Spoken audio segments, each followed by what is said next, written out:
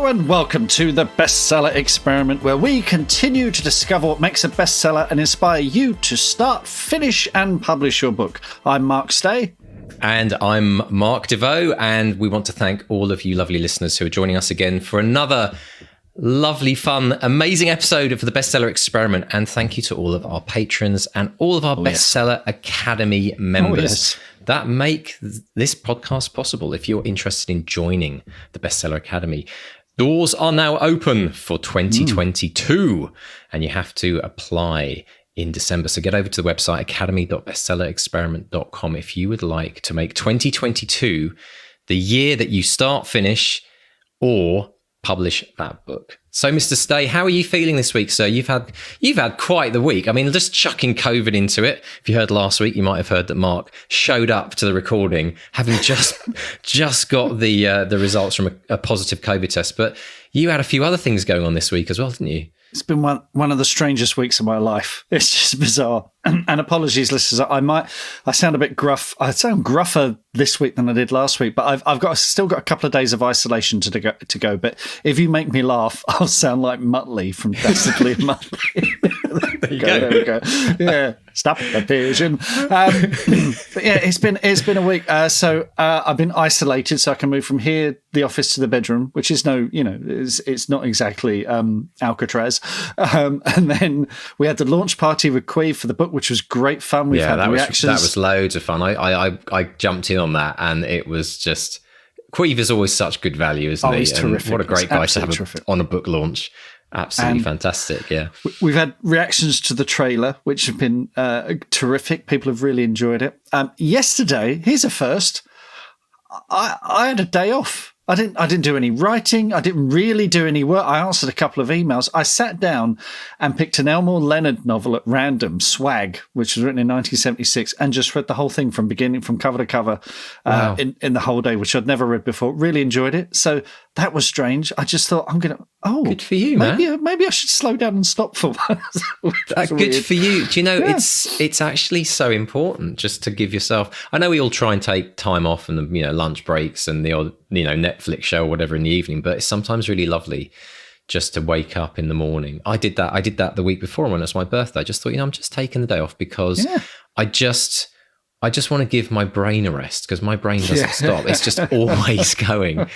But I like the fact, and then you've got COVID, so you've got to look after yourself, right? Well, it's good. Yeah, I feel like I'm over the worst of it, but I did the antibody test today. Have you done the antibody? Well, tell me what the antibody test is. Well, how does that work? So you basically you send them some of your blood. And then it goes off, and they check it to see if you've had COVID before. So it's an optional extra. You don't have to do it. Right. But I thought, actually, I'd be interested to know if I have had it before. And what you have to do, you have to prick your finger, one of those little clicky things, and then you put it in this tiny little vial. And it said, start with your ring finger. So I clicked it. Couple of drops. Oh, okay. And you have to do jumping jacks before, and you put your hand in warm water and you're flexing. I thought, okay. So I did the finger next to that. No, hardly any. Then I did my index finger, and suddenly I'm on the set of a Sam Peckinpah movie. There's blood everywhere. I can't get it in quick enough, and I put the lid on, and there's blood all over the box that's going to arrive that I put in the post. Honestly, it's like a prop from a Tarantino movie. Just blood. So that was fun. So I did that today. I had to mop down the kitchen, mop all the blood off the walls and the work surfaces, and so that was fun. And then we had the cover reveal for the third Woodville book today, The Ghost of Ivy Barn, and I'm blessed with a fantastic cover artist, Harry Goldhawk, and the cover for that is just breathtaking. And I've seen all three of them there together next to each other. It looks just amazing. Yeah. Well, hang on, this is really interesting, because last week you were releasing book 2. This blows me away that a week later you're doing a cover reveal for book 3. This is like proper factory production line happening, and that's brilliant. Yeah. Well, the next book is in May, so I think they just don't want to muck about. But this is compared to Germany. You talk about German efficiency. I've also was sent a link, and we haven't revealed them yet, but I've seen them. I was sent a link to the 3 German covers, which are being published by Hein in Germany. And so are these, they're beautiful covers. Rewind. They're very different. So the three of them. So they're basically, so book one's getting released in Germany first. Is that right? Is this like book one didn't get released at the same time as the UK? No. They've these are German language versions. Sabine Thiel is the person who has translated them, and they're coming. First one's coming in April. Second one is June. What? And the third one is August next year. So boom, what? boom, boom. That's like 3 books in not even a quarter of a year almost. Yeah. That's bonkers. Yeah. It's incredible. And they've changed the translation has changed the titles, which I love. I really, really love. Have you put it into Google Translate to see what it way ahead of you. Way ahead of you, Mr. D. Way ahead of you. Go on, so do you know what they are? Yeah. So the Crowfolk has become Ravenzauber, which means raven magic, which I love, which is That's great. Nice. That's I like it. Yeah. Babes in the Wood has become Nachttzauber. Now hang on a minute. So night magic. Yeah. Of the 3 titles, that could be the one that could have gone horrendously wrong when you when you converted it back. That's brilliant. And the third one? So hang on, before you do it, people might not even know what the third one is because you only revealed, I remember at the very end of your book launch last week, you actually said, hang on a minute, you promised you were going to give us. So people haven't even heard, unless they've seen the cover, obviously, by the time this podcast comes out. But what's the actual English title of the third book? The Ghost of Ivy Barn. Very good. Right. Excellent. So what on earth does that come to in German? Geisterzauber, ghost magic. So you got. Oh, I see. There's a theme. Yeah, raven magic, night magic, ghost magic. I love it. I absolutely love it. It's a I've had Robot Overlords was translated into French and Polish, and they basically took the film titles for those. But with this, we've got Sabine, who is the translator, who, translators, they're not just people who put things into Google Translate and hit print. It's a creative process, and there's clearly creative thinking behind this. So it's really exciting, really, really exciting. Now for anyone who's has ever dreamed of having their book translated into another language or many languages, I'm guessing correct me if I'm wrong here, but you've signed the 3-book deal with Simon & Schuster. Is this now is this Simon & Schuster in Germany, or did they sell the German rights to a completely different publisher in Germany? We retained all those rights, and my agent sold those rights to Heine, who are part of Penguin Random House. It's the same publisher as a lot of fantasy authors. So Ben Aronovich, I think, is Heine. Brilliant. I think Joe Abercrombie might be Heine as well in Germany. So, that's huge. That's massive. Germany's not a tiny country. I mean, it's the biggest reading public in all of Europe. I think Germany is first, Ireland is second. So per capita, more people read books in Germany than in any other country. And I know lots of authors who aren't that well known over here, but are huge in Germany. Well, I mean, it's the Knight Rider effect, isn't it, Mr. Hasselhoff? I can only wish. I can only wish for a tiny percentage of David Hasselhoff's German success. I've got a new challenge for you for 2022. If your book does better in Germany than it does in England, will you show up to the podcast recording in a Hasselhoff costume on the day that you get that figure? Well, he wore quite smart leather jackets. I don't know if I can do the trousers perm as well. It's a deal. Okay. I was going to say, if you said no, I was going to put it to the public. I was going to say, should we phone an audience? Okay. So for anyone who's like, what on earth are they talking about? Knight Rider, David Hasselhoff. There is this incredible phenomenon in Germany. Now, I'm part German. My mum's German, but David Hasselhoff, Baywatch fame, everyone will remember that, Pamela Anderson, years gone by. Knight Rider, obviously, who can forget the Hoff? But he had has, I think it's still going actually, a music career as an artist. And he is absolutely massive in Deutschland. He's huge in Germany. There's just something about the Hoff and Germans, they love him. And he's like massive music superstar. And I don't know if it's anywhere else. It's probably in other European countries. But that's what I want to talk about, the Hoff phenomenon. That's what we're hoping for. Wasn't it Looking for Freedom was the big song that he did, wasn't it? Because when the Berlin Wall came down, he had a huge hit. Honestly, I can say I've never once heard one of his songs, which I feel embarrassed to say. Or proud to say, depending on whether the Hoff wants to come on the show and tell us about his success and give you some tips. But no, I think it's amazing. And actually, weirdly enough, one of a group that I knew when I was starting out in music in Cambridge in England, there was this local pub called the Portland Arms. So big up to the Portland Arms in Cambridge. They had these brilliant little open mic nights, and then you'd kind of play to like 100 people. And there was a couple of guys there. One was called Booger and Ezra, I think, and the two of them would do these kind of small gigs, 50 people, couple of guitars, two guys, lovely voices. Then they would fly to Germany and they would perform in front of like 10,000 people. Yeah, it was just like they were local Cambridge-based musicians who were just massive in Germany. And so you never know, it could happen. Now, how about fantasy in Germany? Is fantasy a big thing in Germany? Very big, very, very big. Yeah. A lot of those authors do really, really well. Really, really well. I can't wait. Well, here we go. The German adventure, the European tour continues. Any German listeners to the podcast, drop us a note. Say hello. Tell us whereabouts you're based, and tell us whether you like the Hoff or not. That's what I want to really know. Brilliant stuff.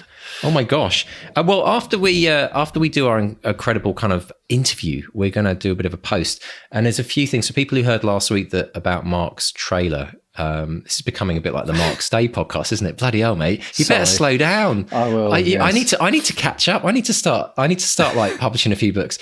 But the really interesting thing is the trailer went live last week for Mark's movie that's coming out at some point early-ish next year. We don't know exact dates yet. And the movie's called Unwelcome. It's coming out under Warner, which is massive.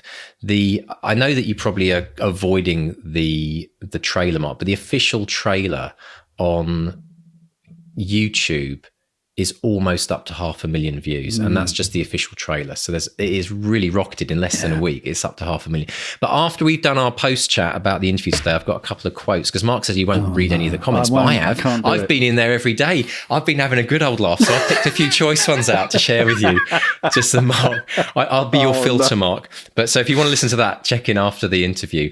But Mr. State, is there anything else that that's been going on this week? Because you've also been pitching more books, I hear. Yeah, well, this is it. And in the honest and open experimental style of the podcast, this is something a lot of authors don't like to talk about in case it all goes horribly wrong. But I've been working hard putting together a pitch for the next 3 Woodville books, and there's absolutely no guarantee the publisher will go for them, so I've been putting those together, sent them to my agent who likes them very much, and off we go. So the negotiations begin. But it all came together, really.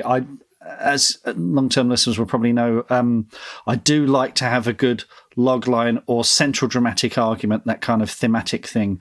So once I had that basically the log line for each story 4, 5 and 6, it kind of all came together. So it's something we've been talking about in the Academy today, after Katie Kahn's episode last week, where she has that X plus Y kind of pitch thing, and we were talking about that. We have a post-podcast chat on the Academy with the Academates where we talk about the previous week's podcast, and we were talking about this whole thing of having a line, having a log line, and having, a title and a paragraph with which to sell it, and that's how it kind of sells itself forward. So that's what I've been working on. So it's out there. Keep everything crossed. If not 3 was lovely, but 4, 5, 6 will be even better. But we'll see. Oh my gosh, no! This is going to continue. You've got to put it out there, so you've got to make it. Just know that it's going to happen. It's very, very exciting. And talking about making it happen, there's been such an interesting discussion that's gone on in today's interview with the most. I love this one, Mark, because it's about 2 co-authors, which is very, very close to our heart. So tell us about Christine Pride and Jo Piazza. Well, this is a combination we've never had before. We've got an editor and one of her authors writing a novel together. So Christine Pride is an editor with over 15 years experience working for the likes of Doubleday, Crown, Hyperion, Simon & Schuster. Jo Piazza is an award-winning journalist, and she's the best-selling author of 9 books, including Charlotte Walsh Likes to Win, The Knockoff, How to Be Married. Together, they've co-written the novel We Are Not Like Them, which is the story of 2 friends, Riley and Jen, and one is white, the other is black. And then Jen's husband, a Philadelphia police officer, is involved in the shooting of an unarmed black teenager, and everything about their friendship changes. So we discuss tips for writing as a pair, how they researched the novel, and the challenge of writing the 2 perspectives of Riley and Jen. And it's absolutely fascinating. Brilliant. And there will be many discussions about outlines after we've listened in. So let's dive in and listen to Christine Pride and Jo Piazza. Christine, Jo, welcome to the podcast. So wonderful to see you both. How are you both today? We're good. Thanks for having us. We're really good. Yeah. Well, it's our absolute pleasure. And I've got to say, this all started with an email from a publicist, and the header on the email said, "The most important novel you will read this year." And I thought, okay, that's a publicist laying on the hyperbole. You can't ignore that. Exactly. But the more I read about your novel, We Are Not Like Them, I began to think, actually, they might be on the money. So can you tell the listeners about how you both know one another and how your novel, We Are Not Like Them, came about? Yeah, I'll do our meet cute. Christine was my editor for my last book, my last novel, Charlotte Walsh Likes to Win, at Simon & Schuster. And we became fast friends. We worked really well together. We liked working together.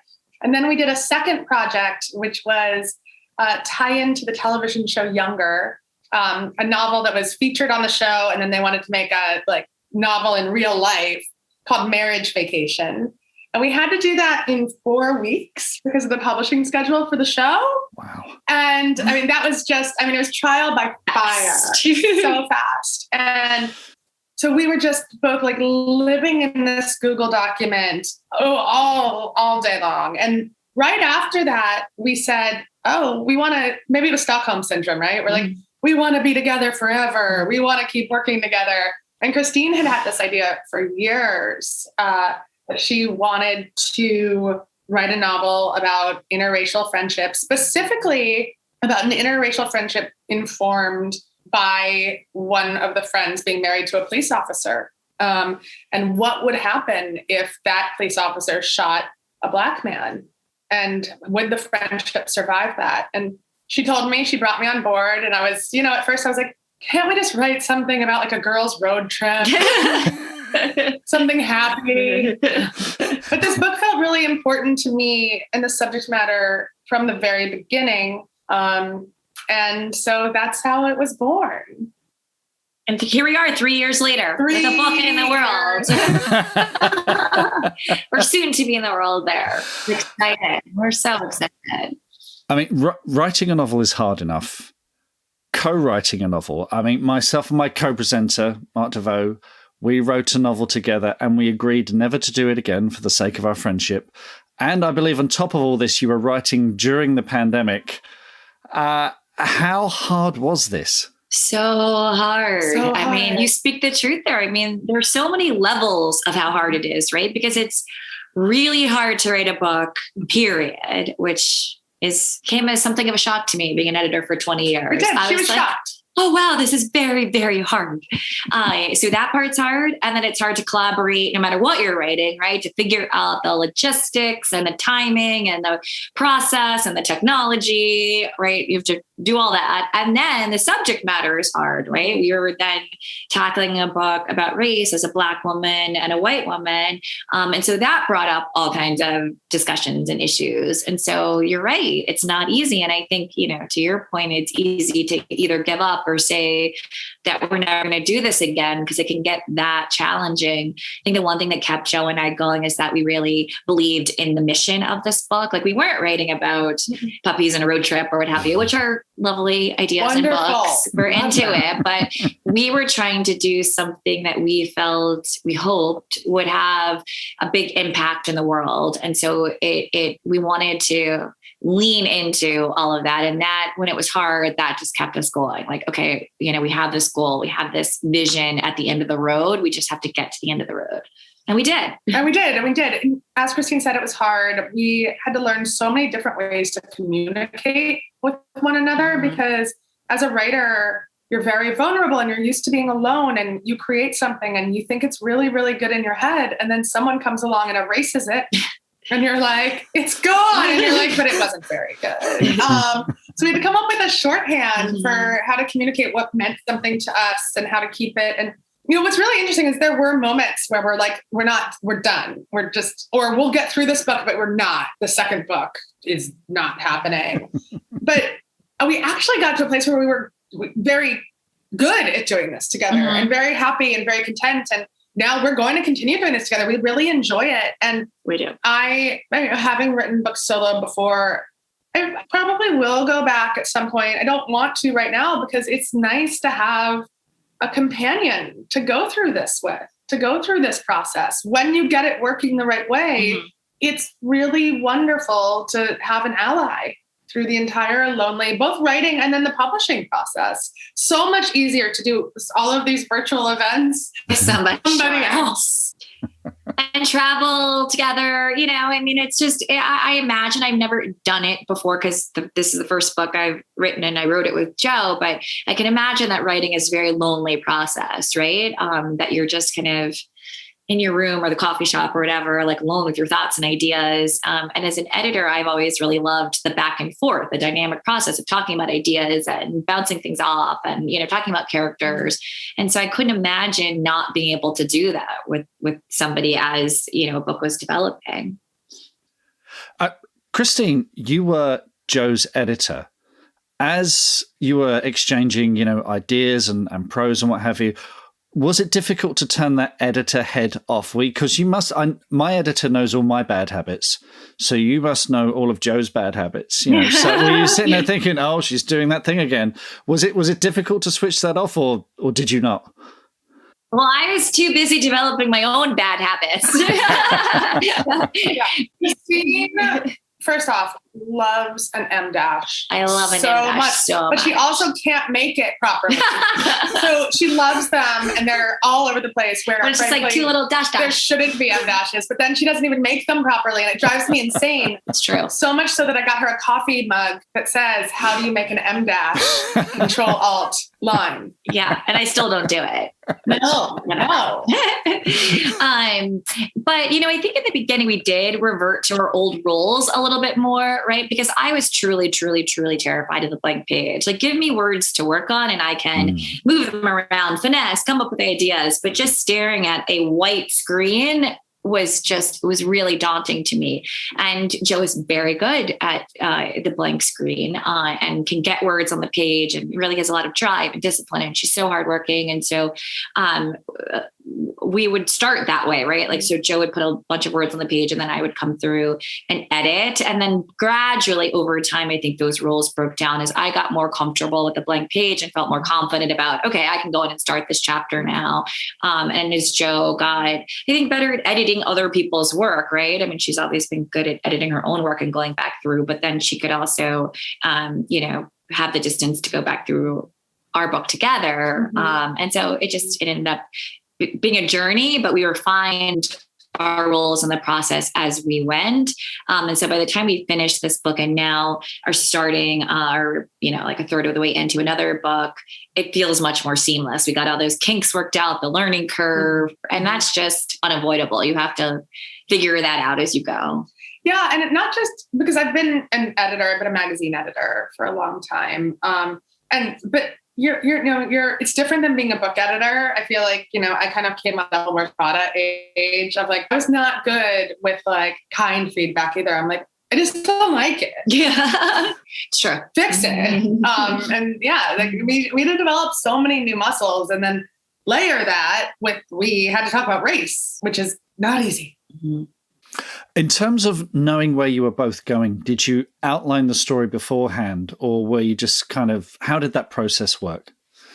We had a very detailed outline, especially since we sold this book in a partial. So we had about 100 pages, and then we had a very detailed synopsis chapter by chapter of what was going to happen next through the rest of the book. And so that served basically as our blueprint as we wrote it, particularly since our book has such a tight structure of two characters, Riley and Jen, going back and forth chapter by chapter. So we had to work out the mechanics so that certain plot points were happening in certain chapters based on the particular point of view that we needed them to happen in, so we had to put together that puzzle before we started. But then it also made it easier for us to write together because we knew what it was going to be. So it was like, okay, we have the scenes. It just was a matter of somebody going into the Google Doc and starting to flush them out. Excellent stuff. Now, as you said, that the story is told from these 2 points of view, Jen and Riley. What were the biggest challenges of writing those two different perspectives, particularly as you've got a white woman and a black woman, and speaking as a well-meaning white person who will put his foot in it? What were the challenges of getting it right, getting those perspectives right? So many, and I also, I think that saying that what you just said with the British accent makes it so much more adorable. Like, as a well-meaning white person who's, I'm trying to think about like a white man saying that in an American accent. Yeah, it doesn't work quite as well. Well, I think like, as white people, and I'm very honest about this in all of our interviews, there's a lot of fear. And in the past few years, that has been labeled as white fragility too, which and I don't love that term. I'm like, because I'm genuinely afraid. I don't want to insult anyone. I don't want to hurt my friends' feelings. I don't want to say the wrong thing. And so it's not that I don't want to confront race. I'm also like an academic. Like I want to talk about these things, but my fear and anxiety is because I don't want to hurt my friendship. I love my friend. And talking about race is not something I've had to do before, which is a privilege as a white woman. Yeah. So I don't necessarily have the language, or even for a long time, I didn't know how to start the conversations. And for Christine, of course, that's frustrating because she's been having these conversations her entire life. And for her, it was frustrating that like, I would get defensive sometimes because I felt like I was being attacked, because I think race has become such a fraught thing too. And so you're put on the defensive, and then I'm defensive. And then Christine's like, that's a terrible reaction. Like now I don't want to talk about this with her. Now it's annoying. And so there was just like so many elephants in the room at that point. A whole zoo. And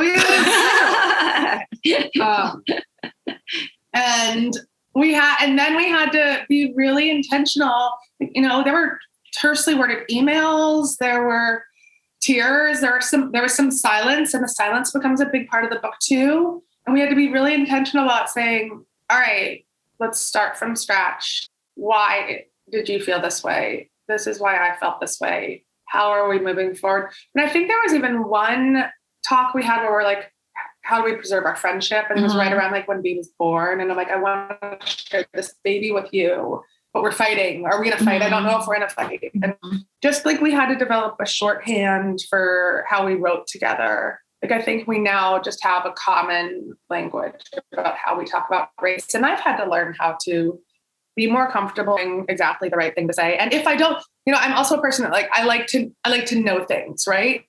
So like if I say something, I want to say it with confidence. And so I have to be more comfortable with things that I might not be an expert about. And I'm not an expert about race. I'm a, white woman who grew up in mostly white spaces. And I think to your question about how we developed the characters, it was most people, or a lot of people, assume that, I wrote the black character and Jo wrote the white character. But we really wrote both characters because we wanted the book to feel cohesive above all else, not like it was written by two people, which I'm sure, you've experienced too. When you collaborate with somebody, it can't be disjointed because people have different writing styles and tics, even as you mentioned, or, just Marvel is one of mine. When we wrote Marriage Vacation together, Christine put the word Marvel in there like 20 times. Really? That's a go-to for me, which is such a weird word to happen. And then we all have the tics. And then when I wrote Charlotte Walsh, everyone was in the bathroom. Literally everyone had like an emotional conversation in a bathroom. There was always a Very toilet strange. involved. It's so weird. But we wanted the book to feel cohesive. And so it was a balance of both we wanted to write together because we had different perspectives and experiences, and we wanted to draw on those different personal experiences. So we did want to put those on the page, and those are particular to us, but also we wanted the characters to have their own unique voices, and the book to feel coherent. So in order to do that, we had to like both have some pieces that were just us and our experience, some pieces, that we wrote together, and then some pieces where it was, what would Riley think? What would Jen think? And so it was a collaboration on all those fronts. Wonderful stuff. I've also read that you did an awful lot of research because it's set in Philadelphia. I think, Jo, you're originally from the suburbs in Philadelphia. And again, you weren't taking anything for granted. You did research. You spoke to residents. You spoke to cops. You spoke to victims of crime. Can you tell us how much of that you were doing before and during the writing, and maybe during the edit?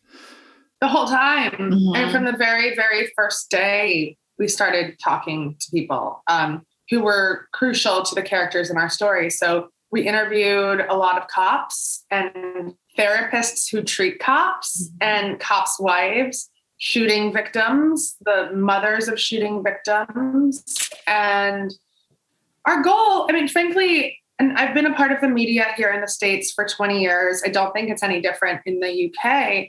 The media does no service to add humanity and nuance to stories that they think will be great clickbait. And we see clickbait headlines about shootings and gun violence and violence against Black people that do not dig deep enough into the humanity of all of the people behind those headlines.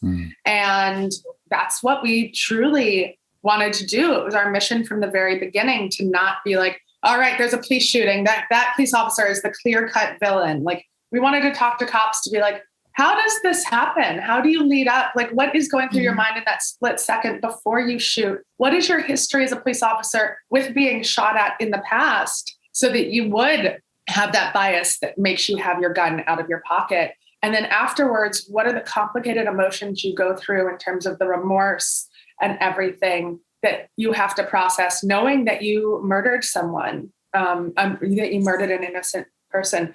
And then alternatively, as like the wife of a police officer, we have our character think, is my husband a monster? How will I live with this? And, so many of the police wives were very honest with us about how they had to be loyal to their husbands, even if they didn't always agree with what their husband's job entailed.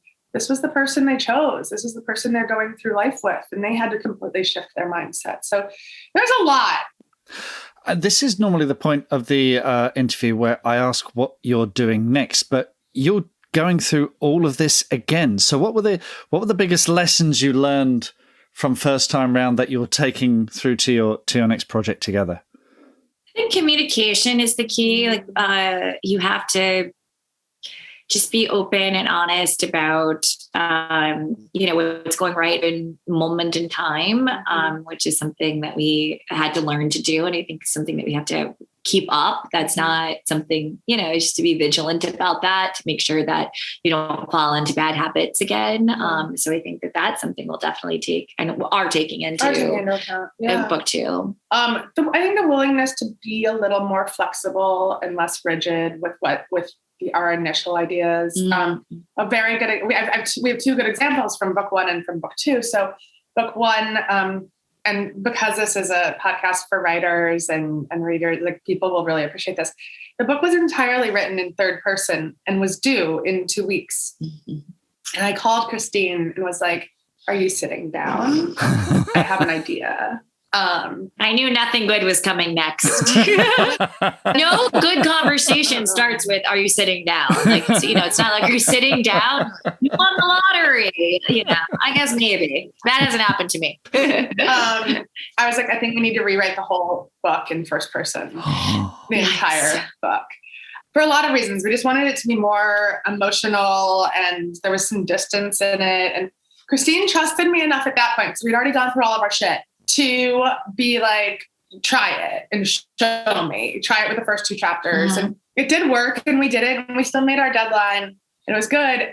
But I think we have a lot more ease with that flexibility, because I called you on book 2 and I'm like, book 2 was originally like, one character, and then another character, the same way we did book 1. And I was like, I got to get rid of the one character. I'm like, there's too much of her, like way less of her on the page. And you were fine with it. You're like, all right. Yeah. I mean, I think now we have, oftentimes we had a mind meld in general, but that was, you did do the "Are you sitting down" moment, but after you did the first one, but I had already felt the same. Yeah, so sometimes we're reaching the same conclusions at the same time. So that wasn't even, I will admit, the whole first person completely caught me off guard, but that we needed to change the structure of the story, was like, yes, exactly. I was thinking the same thing. Can you talk about the actual mechanics of day-to-day writing? Were you both off writing separate things and then meeting at the end of the day and comparing notes? Or was it, every other day kind of thing? What were the actual mechanics of that? We worked every day for sure. And Jo is the hardest working person I know, and is uber productive. And so that's a good quality to have in a writing partner, because that really, she pushes me. I'm pretty driven too, but not as driven as Jo. And so it's like, okay, we're going to do this. We're going to do this. We're going to do this. We're going to get this done. But so we have the same work ethic, which I think is really important in a partner. Because I've partnered before with a person who did not have that work ethic, and you feel used and abused, and that's really hard. And so Christine and I both put in the hours. We will always show up. And if she texts me, she can text me any hour. And I'm like, great, I'm here for this. She's usually the first person I text in the morning and the last person I text at night.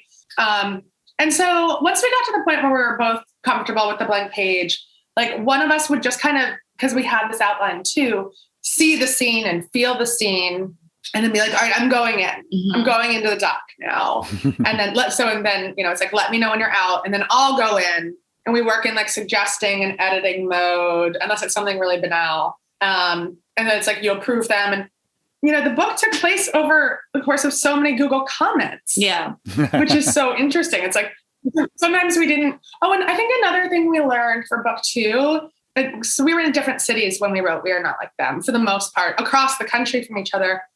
And we also weren't having a ton of phone calls. We were really just kind of writing. It's and talking on text, and it is person together. And I've since moved back to the East Coast. So we can see each other more. We're trying to do that more often, to hash things out, because just seeing each other face to face, or frankly, having several drinks and then being like, we do our best work. Well, we can't write. I can't write drunk. I wish that I could, but I have to have a coffee in the morning, but we can hash things out and be like, what is she like? Why did she do this? And that's so much nicer in person. Christine, has the experience of writing a novel changed you as an editor? Are you going to be more sympathetic to your authors in future? Yes. Has it made you soft as an editor? Oh my God, yes. As I said, I didn't really understand. I had some idea that it was hard to write a book, to be honest. But I think what I underestimated is the emotional component to it, how vulnerable and fragile and terrible it can make you feel. It's not something that you can experience unless you do it, right? It's an abstraction. And so it's the old, until you walk in the shoes thing, or walk the walk. And now that I've done that, I think I am that much more sympathetic to that, everything that's going on even around the writing process, right? Of showing people your work, and then dealing with revisions, and dealing with feedback, and dealing with everything else that's going on in your life, and trying to write, and how hard that can be, right? There's all these other components. So I think it'll definitely makes me a better editor in that way. Just I think being an editor made me a better writer, in terms of I'd seen so much about what works in craft and mechanics, and I can structure a book in my sleep, just because you get an intuitive sense of it over, time. And so now it's been fun to be on the other side, because I really do feel like I have the best of both worlds in terms of having really deep experience, doing both, and not many people do that. So it's really cool for me to come from both of those perspectives. Wonderful stuff. Well, Christine and Jo, thank you so much for talking about this extraordinary novel. Folks, We Are Not Like Them is out now in bookstores. Go grab your copy right now. And thank you so much for sharing this, and hope to speak to you again soon. We loved being here. Thank you for having us. we haven't gotten sick of talking about how we write. I think We haven't. I think it's really fun to talk about how you write. And we've both made it a passion to share this. It's just really rewarding. We're here for it. Yeah. All the talks. What are your writing dreams? Finishing that book, quitting the day job, becoming a best-selling author? Well, over 4 years, we've studied the advice of over 300 best-selling authors who've collectively sold over 500 million books. And we are excited to announce the Bestseller Academy. If you're ready to take your writing to the next level with accountability, craft, and coaching, your bestseller dreams are now only a click away. To find out more and apply, visit bestsellerexperiment.com/academy.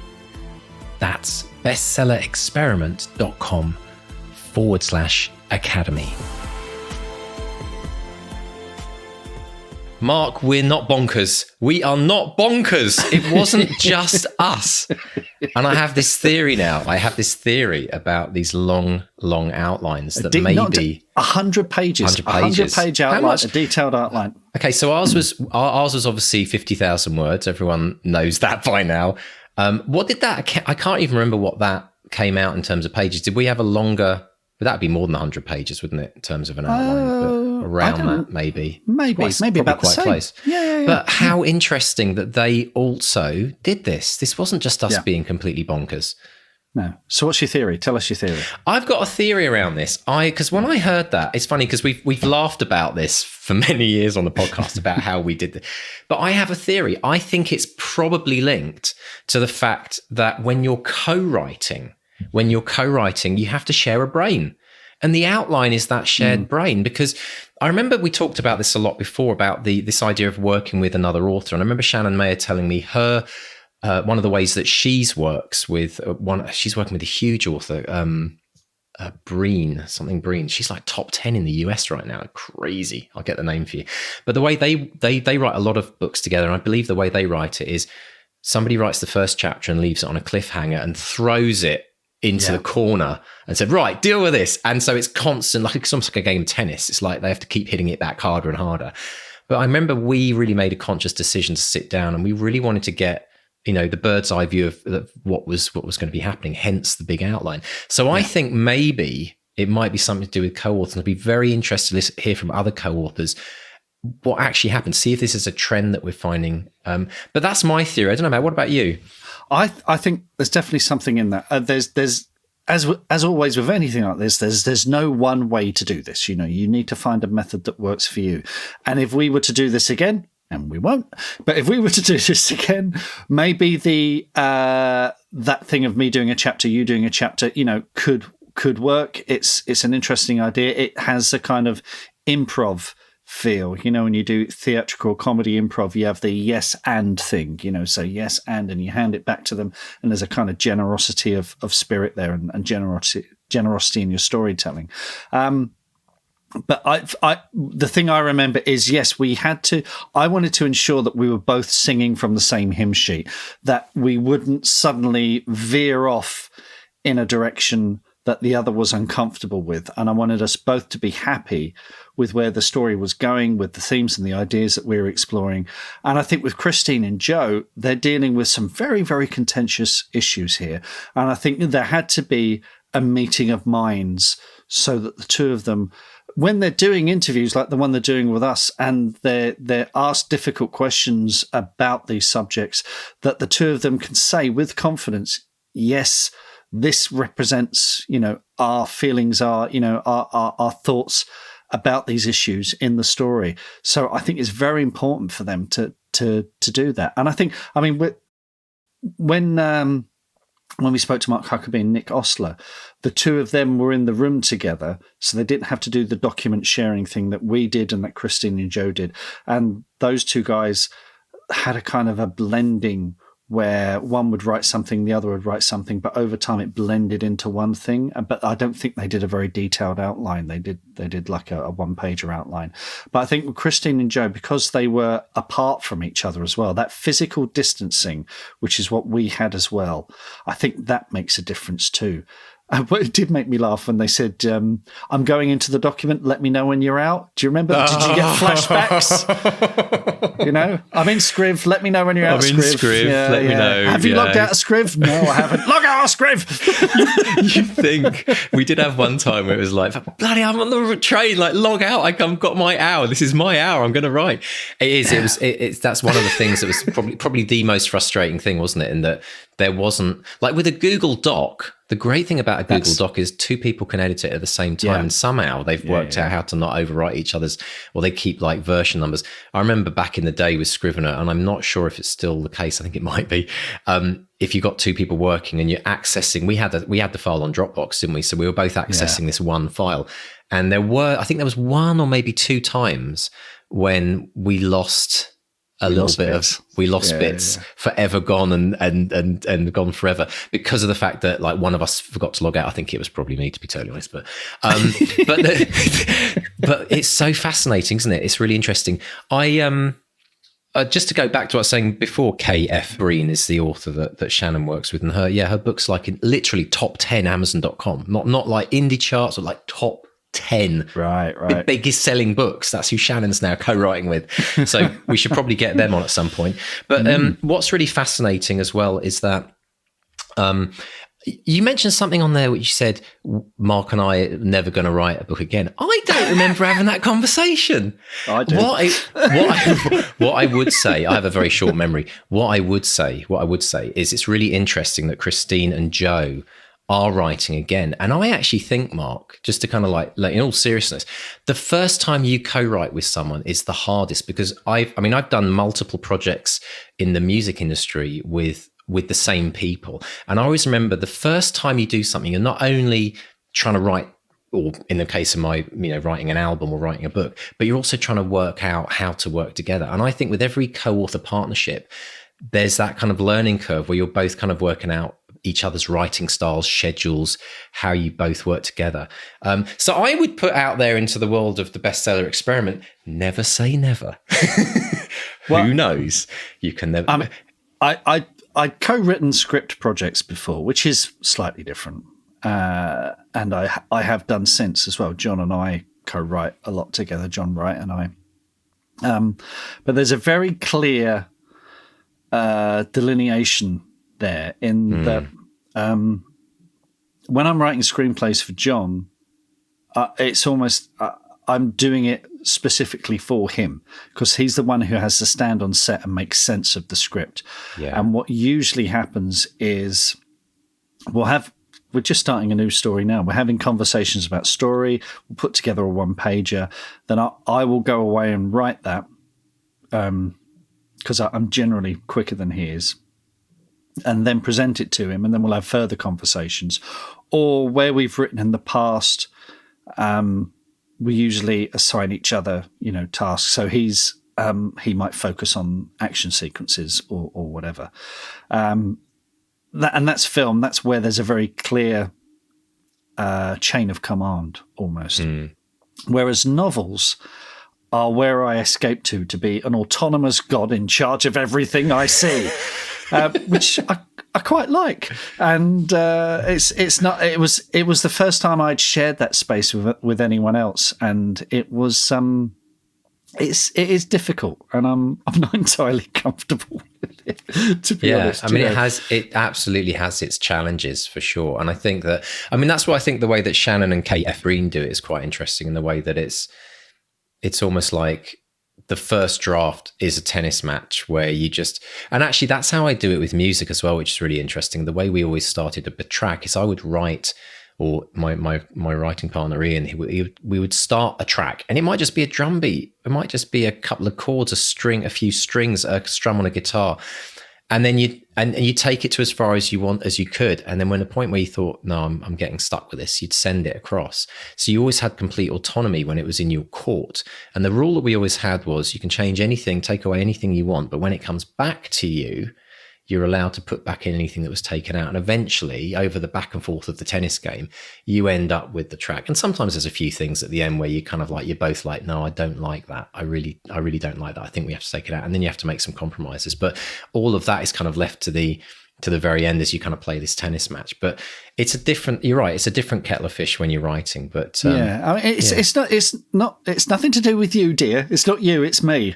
I mean, if Neil Gaiman got in touch tomorrow and said, Mark, I'd like to co-write a novel with you, I'd still be, oh, do I really want to do this? Genuinely, because you couldn't say no, though. Surely, I probably could, because it's my little happy place, and I like the submerging into it and disappearing in it, and it all being mine. And the thing is that the way I think it's something to do with the way I think as well, because I'm not just thinking about that scene. I'm thinking about stuff that's happening 2 or 3 chapters down the road and thinking about the ending, sometimes even thinking about the next book. And so there's all this stuff juggling about, floating about around my head. And if someone else was just to sort of barge in and go, oh, what about this? I'd be, and it makes me irritable. Yeah, it would actually kind of get in the way of it. Yeah, no, that's very interesting. Very interesting. So let's talk a bit about the white screen as well, because Christine and Jo, I like this idea. The blank page is the usual thing that we think about when we think of it traditionally as like, no words on a page. But I like the idea of the white screen. It reminded me a bit of the blue screen of death that we get on PCs for all us PC users. There's nothing worse than the blue screen. Well, maybe there is. Maybe it's the white screen. But I think a lot of people struggle with this, don't they? They stare at a blank piece of paper, and when they're not inspired, they don't know what to write. But really, it's just a case of just putting anything on the page to begin with, isn't it? Absolutely. This is why I've switched to notebooks for first drafts. And very often the first words I write are something like, what's this going to be about then? What's this story about? What's the thing? And it's me having a conversation with myself, and it just gets my hand moving and gets the ink flowing. And then eventually I write something that is actually kind of useful. And then you sort of stop, take pause. Okay, that's good. Let's branch out from there.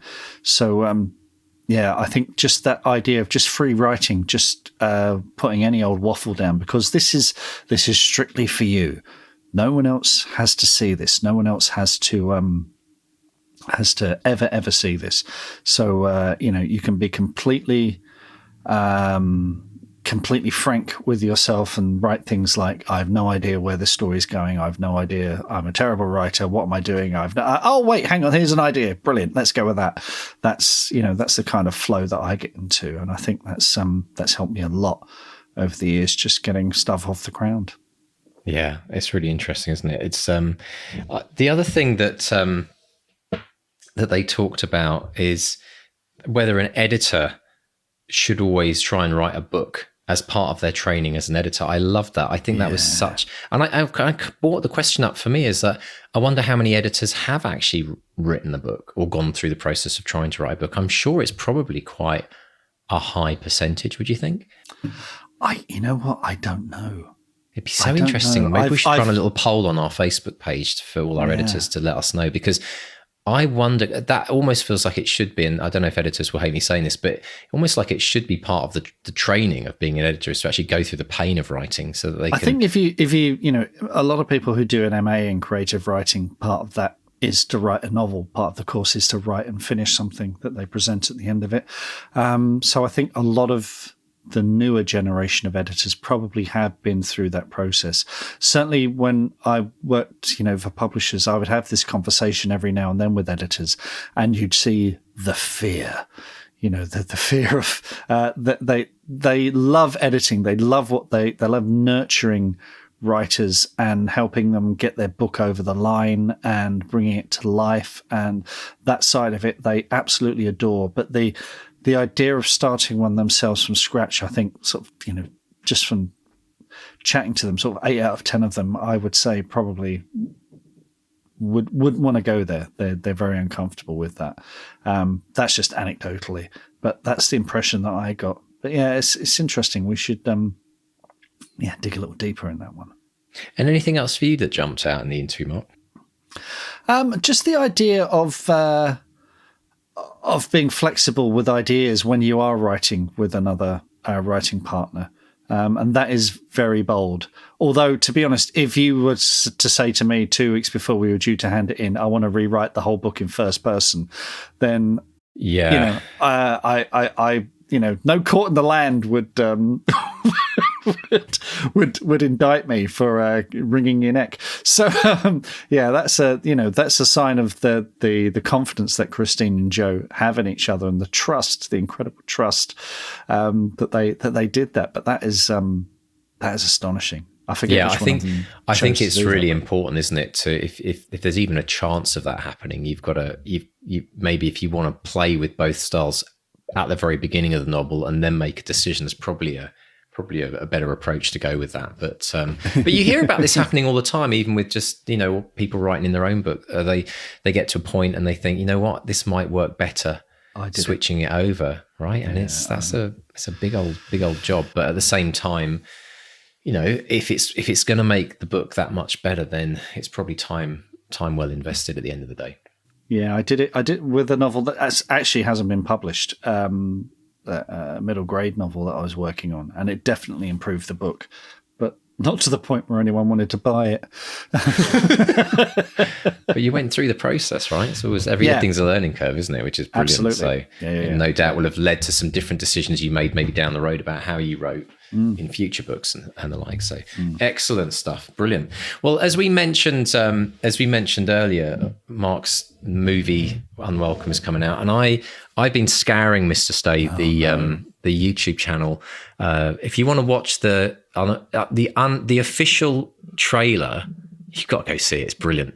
That was on our website, wasn't it, last week on the show notes, I believe. I'll put the link in the show notes this week as well. We've heard back from Warner's, and they're very, very happy with the reaction and the coverage that it's been getting. So it's well, I can tell you, Mr. Stay, without avoiding. Sorry, do carry on. You're about to. No, I was just going to say, I normally. Anything like this, I generally don't go to the YouTube comments, because YouTube comments is but especially for trailers, because what they're judging is a bit of marketing in the same way that we might judge a book by its cover. I've got these amazing covers on my book, but I can't take any credit for them whatsoever. You got the artist Harry Goldhawk and the design team at Simon and Schuster. So, and the comments from YouTube can be quite cruel and uninformed. But here's the thing. You're so right that the front cover of a book is so important, because people say don't judge a book by a cover, but we all do. And we all make a buying decision on whether we pick the book up based on whether the cover at least draws us in to pick it up. And I do think the trailer is a bit like people do judge a film by a trailer. So, and it's obviously very hard when you've written it and it's all these comments flying. But I'm going to pick out some of the choice ones for you, Mark, because these are great. Okay. Firstly, what I will say, Mark, is that there are loads of thumbs ups, and I mean everything gets thumbs down. There are a very, very small amount of thumbs down. Great. Okay. That's a good sign. That's a good sign. There's no pleasing some folk, right? But some of the so anyone who's actually seen the Unwelcome trailer, here are some of my favorites. So if you wrote these on the YouTube page, the Warner Brothers YouTube page, you'll find these funny, Mark. In the trailer, there's no spoilers, but like a couple of moving into this new house in Ireland. Somebody says, "Thanks, estate agents, for leaving out the part about the blood offering." Which I think is absolutely brilliant. There's lots of references to the Hallow, Mark. Lots of references to the Yes. Hallow. Oh, that is a very similar premise, but it's funny. Paddy, our visual effects supervisor, when we first sent him the script, he said, "Oh, it sounds like the Hallow." The Hallow is by a wonderful writer-director called Corin Hardy, who I've met, actually. He's a lovely, lovely guy. But ours is very different tonally. But yes, I can see on the face of it why the premise would seem very similar. And that's the XVY thing that we're talking about. Everyone's going to watch 2 minutes of the trailer and suddenly make their... And there's also a few Gremlin references in there. So, all of the kind of things that you really want to hear. Obviously, the every other third comment is, Hodor! Like just all the way through, because obviously Hodor from Game of Thrones is in the movie. One of my favourite comments, I picked my top three. The estate agent was at number 3. Number 2 was, Whenever a trailer starts off with nice music, you know the poop's about to hit the fan. So thank you for whoever put that one down, number 2. But number one, Mark, and you're going to love this. My favourite comment currently, and I might do this each week. Number 1, God. Seeing the locals, I'm already rooting for the goblins.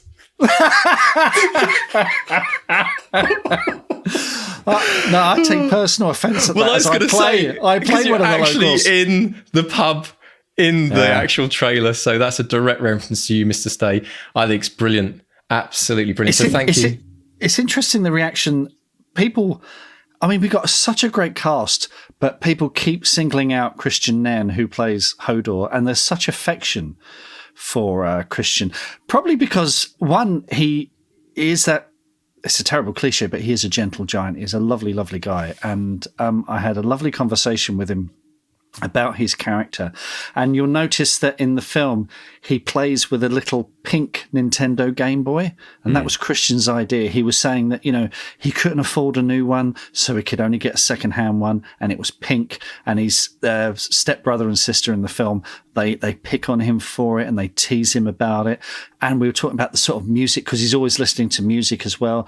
And he was saying, he'll be listening to Swedish death metal. Didn't hesitate. Just like, so little character touches, he's, Christian is actually probably more successful as a DJ. He's an international DJ. He travels the world and DJs, and does these massive festivals and what have you. Hugely successful.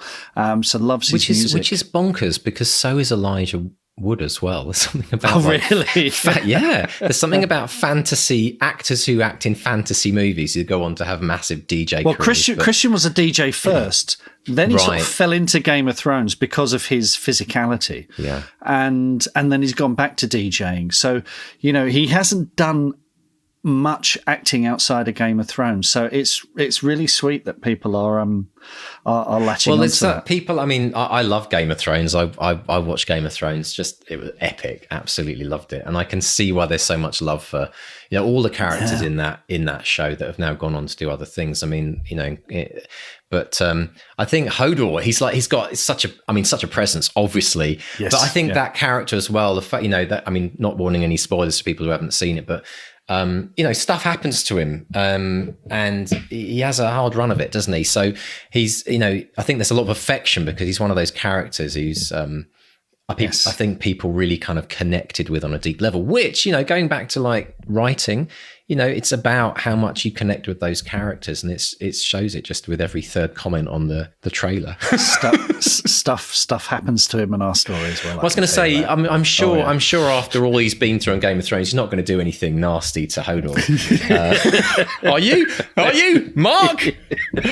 Excellent. Well, you have to wait and see. I don't know. I haven't seen the movie, so we'll have to wait and see. But so we'll maybe check in with a few more of those comments. If you want to get your comment seen, go to the.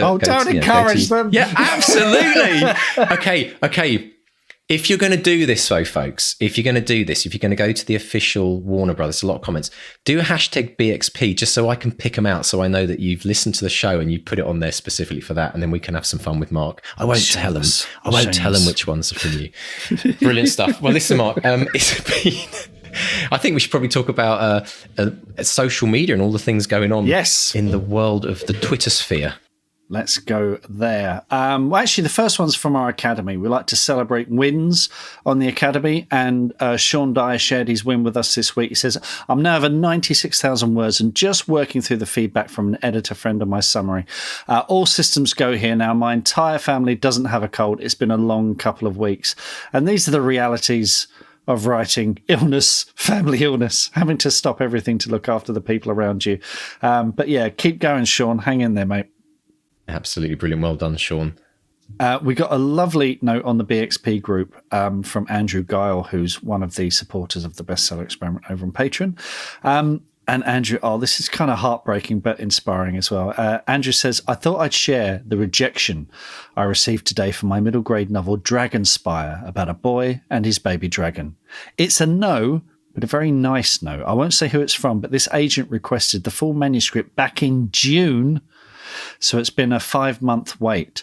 And this is the reply from the agent. I've had a read through the first half of the story and will go on to read the rest because speaking as a reader, I think it's magical. And the bit where Cathar hatches genuinely made my heart melt. This is the frustrating thing about agenting. I'm already halfway in love with the book, and if I thought it would be enough, that would be enough, then this would be a yes from me. Unfortunately, with my commercial agent's hat on, I have to confess that at the moment, with the market the way it is, I don't think this is a story I can sell. But please keep in touch. Things change all the time, and Dragon Spire is a story that will stay in my head that I know I'd enjoy working on. So if I speak with any editors I think would be interested, or if I get a sense that the market is changing, I'd love to discuss it more.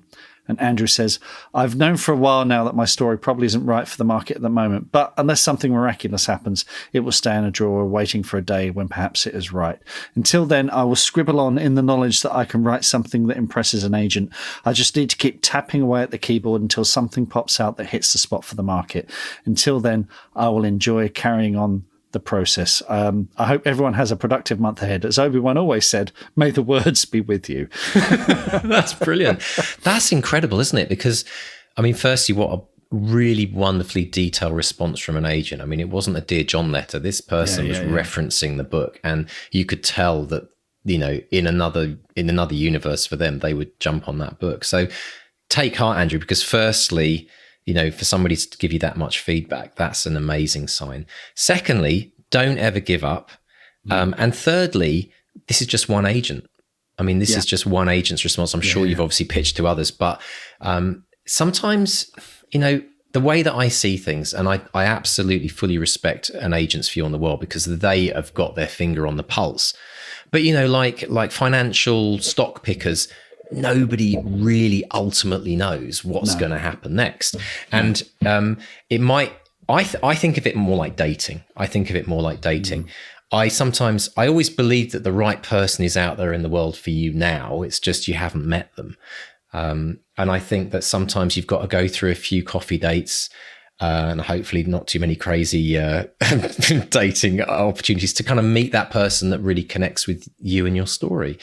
And so I say to anyone out there, when you get a rejection like that, that is to me saying, get on, don't put it in a drawer, keep it going. Even if it's just once a week, you're sending out another letter to another agent, keep it going. Don't stop, keep writing, start that new book, but don't put it in a drawer. Don't leave it because you just don't know when. And we've got proof of that with so many authors that we've interviewed that, you know, it was the 20th agent, or it was the 10th year of them trying, whatever it might be. Your story will not end with a book. Well, it will end with a book in a drawer. I mean, that guarantee you there's no agent's going to find it in your drawer and publish it. So keep it going, because that to me is a massive like thumbs up for that novel. Yeah. Hang in there, Andrew. It'll happen. It'll happen. Good stuff. Another member of the Bestseller Experiment group on Facebook is Lorna Cook. Now, do you remember about a month ago, Lorna sold a few books to Ebury, a brand new publisher for her? Well, just a few weeks later, she pops up in the bookseller again. Avon buys 2 more books from Cook. Avon has bought 2 more historical novels from Lorna Cook, taking her publishing with Avon up to 2024. And it's she started with The Forgotten Village. She won the RNA Award for New Writers, and so she's got books 5 and 6 with Avon. So congratulations again to Lorna. It's just astonishing, absolutely brilliant, bonkers. And if you're listening to this podcast for the first time, Lorna started writing with the Bestseller Experiment podcast. She said, this was the thing that got her into writing, and look what's happening. So continually inspiring us. All I was going to say is, Lorna, how are you going to write all those books? You got a 3-book deal here, a 2-book deal. That's a lot of books stacking up. That's amazing. I can't wait to see where this goes. That's great, though. Absolutely fantastic, Lorna. Great stuff. Brilliant. Keep it going. Folks, we've got a special episode of the podcast out there called an Academy All-Stars episode, in which Mark Hood, again, member of the Bestseller Experiment group on Facebook and Academy as well, he's got this extraordinary writing streak at the moment, and he did a fun little episode with us, which again I'll put a link in the show notes if you want to have a listen to that. But again, another academic, Savar Haldorsen, he said, "This is a great interview. Got me back in the chair to write 450 words on my next novel. Thank you, Mark Hood, for the inspiration." That's why we do this stuff. Get people back in the chair, especially Salvar, who writes the most fantastic kind of Icelandic supernatural thrillers. Really, really cool. We'll be hearing a spotlight from him down the road as well, which would be great. Yeah, don't miss that episode, folks. If you're feeling a bit down in the dumps, you might have started NaNoWriMo and already have given up because it's ridiculous, like trying to keep up with, nearly 2,000 words a day. Listen to this interview about, slow and steady wins the race, and pop along to the website to have a listen. And for anyone who's a member of the Academy that's listening to this as well, we've sent it out in our newsletter, but we have also done an additional interview with Mark where we really dive deep into his kind of routine and his daily schedules to help you kind of really nail that down. So make sure you don't miss that on the Bestseller Academy as well. Brilliant stuff. Well, Mr. Stay, I'm so glad to see you still with us, still hanging in there after the most bonkers week with COVID.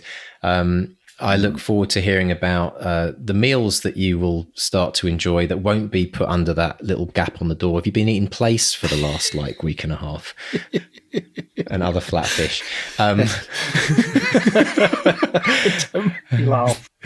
I was quite sad this morning though, with our Bryan Cranston's connection and our love of Breaking Bad. I was expecting you to show up in a hazmat suit. To the couple that I saw actually on Sunday on Halloween, they made me laugh. My son actually was running a haunted house full of zombies for their school fundraiser. It was absolutely brilliant. They had hundreds of people go through it, and it was so popular that they had about 100 people. They couldn't get through it when it closed down, but they had absolute the whole works. They had the graveyard, they had the smoke, they had a crazy scientist, there were zombies everywhere. They had things dropping from trees, hitting bags of leaves shaped like people, hitting these people. But the funniest bit was I was standing at the end watching some of the people coming out, and I kid you not, there were some people coming out with 3 and 4 year olds, and towards the end there was some chainsaw thing kicking off. I don't know what that was all about. But I kid you not, the parents were absolutely petrified, and these little 3-year-old kids were laughing their heads off like they just had the best fun in the world. It was absolutely brilliant. So well done to all the kids at Bolinas High School who set that up and raised money. Very good. They did about $800 in total, so that was brilliant. Nice. So, Halloween, and I hope everyone enjoyed their Halloween. And I look forward to catching up, Mr. Stay, with you next week, finding out the ongoing story of Unwelcome and your books. And it's a goodbye from Mr. Mark 1. And it's a goodbye from Mark 2. Goodbye. Goodbye.